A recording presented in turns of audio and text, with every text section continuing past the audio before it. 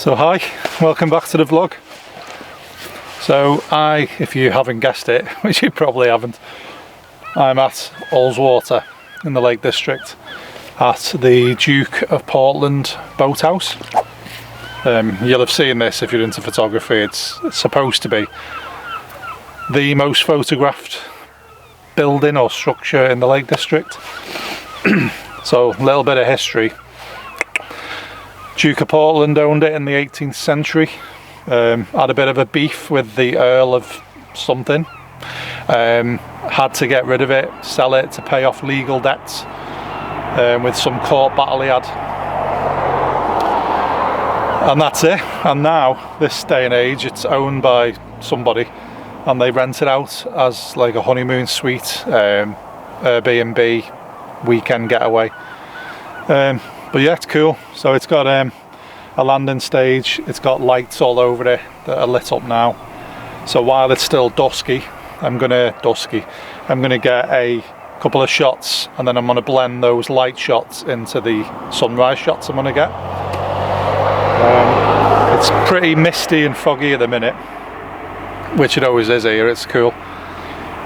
I'm not sure about a sunrise. When I was on the way up here, it was just thick fog, thick cloud cover, so I'm not really sure, but here's hoping, So I'm sorry as well, you're right next to a main road. I'm literally in the water next to the main road, got wellies on, feet are freezing, but hey, so what, let's get into it. So wait for a bit more light and then I'll get you back on the screen.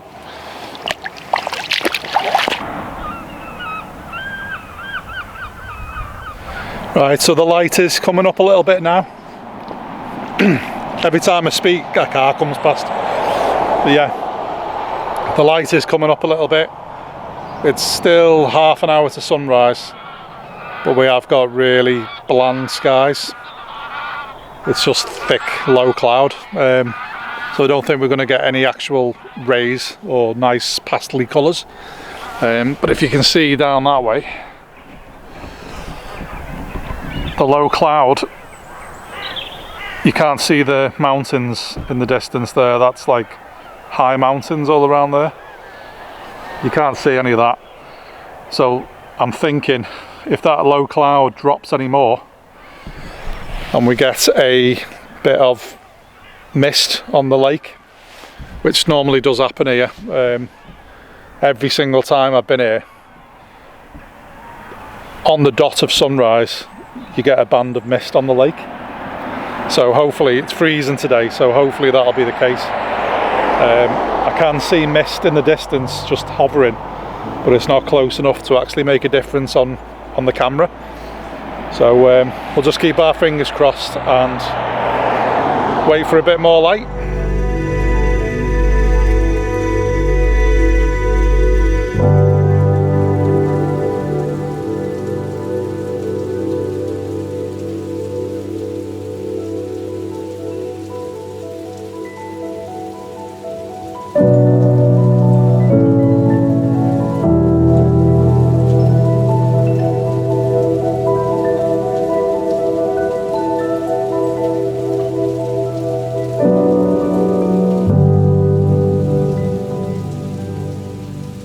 Right, so as predicted,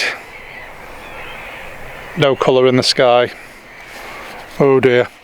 Anyway, I'm not going to moan about it. There's still a lot of mist in the sky, low hanging cloud, and there is some mist just on the horizon line at the end of the lake there, but it's too far away to be into the shot, so I've ditched the shot that I was in the water because I had only a couple of rocks for foreground interest, and because the sun hadn't come up, well, the light hadn't gone any brighter, I couldn't see anything under the water, the stones or anything, so I've moved. I'll actually put up a shot here of what I took a couple of years ago. From in the water, and I had a couple of reeds in the foreground. I'm quite happy with that. So I've moved around and I'm now, if I show you, positioned just here on this little bank. So I'm now positioned, these cars are doing my head in. I'm now positioned just on this bank in this little bit of reeds. So my camera's just got the reeds in the foreground, a couple of nice rocks, and then it's leading your eye up to the boathouse. Now I framed it.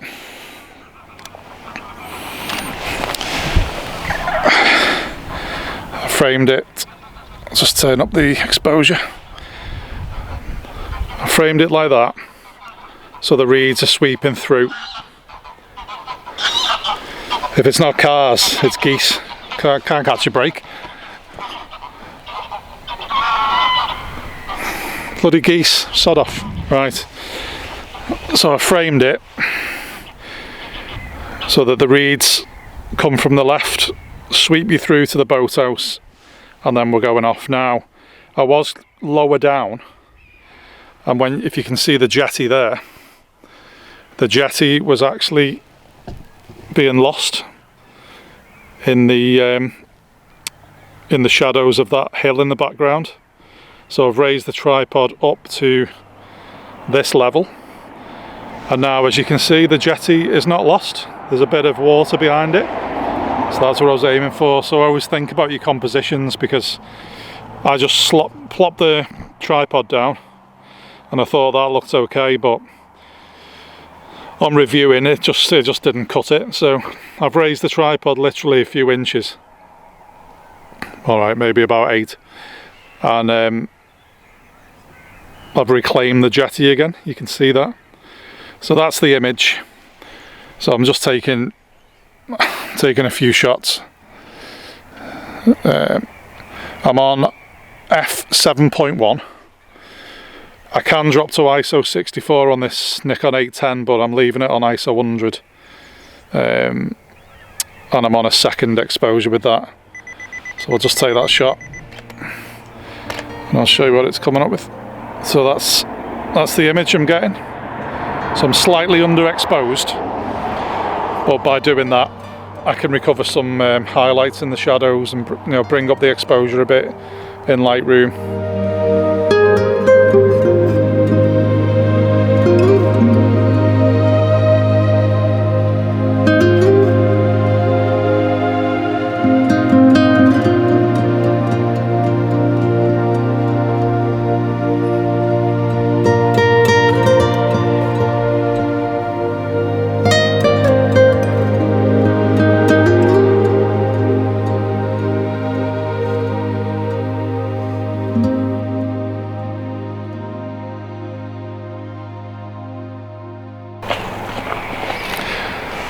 Just a little point as well. Someone did ask me in a DM. They asked me why I talk about ISO a lot, and what the hell ISO is and what the numbers mean and things. So, in a nutshell, the ISO is the sensitivity that the sensor allows light onto it. So, this 810 goes down to ISO 64, which means that the noise value, so any graining, will be at the minimum. And obviously, as you put the ISO up, it does introduce a little bit of noise. Different cameras handle that differently. I won't go into the technicalities of that, but ISO is basically the sensitivity of light hitting the sensor. So I'm all about done here now at the side of the boathouse. The lights come up. There's the boathouse there. There's nothing amazing happening in the sky. I've showed you that shot from before. Now, one thing I've been doing lately, as a little experiment, I've been using the little 50mm 1.8 for some landscape shots. Never ever would I ever have done that. I'm always 16-35 or telephoto. But yeah, works really well. Just gives it a different perspective. I do love the 50mm. It's an all-rounder for me, but yeah, I've got an adapter, so I've got the Lee system on there, so I can still use the polarizer and the filters. I've got a 6-stop on there at the minute, just to get the water like glass, and the polarizer. It's giving me 30 seconds exposure at the minute. I'll just bang out another one. Giving me 30-second exposure. Yeah, I'm really happy with it. So 50mm, yeah, all the way.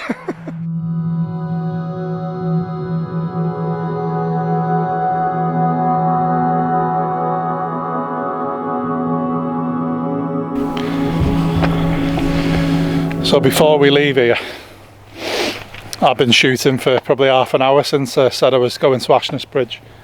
I just come along the bank in a little bit and I've found these two rocks in the water. Got these two, and then they lead up to the house. Some nice reflections in it. So I've set it up basically there in portrait, looking at the house. And I've got some really annoying sky just to the left of frame here. So I don't know what I'm going to do with that. I may have to clone that out. I'll have to have a look in Photoshop. But yeah, I've been shooting that. I've also been shooting this view. Just bring you down in the reeds. Just been shooting that type of view. That's nice. And now I'm just about to go into these reeds. And I'll take you with me and show you. So there's a couple of rocks in the water there. So I'm hoping to get down low in the water. And I'm basically going to be filling the water with reeds. And then I've got the hill there. So we'll try and get that all symmetrical with the reeds. So I've got space for the sky either side, boathouse in the middle, and the reeds. So that's what I'm going to try now, and I'll put all the images from this last half an hour on for you now.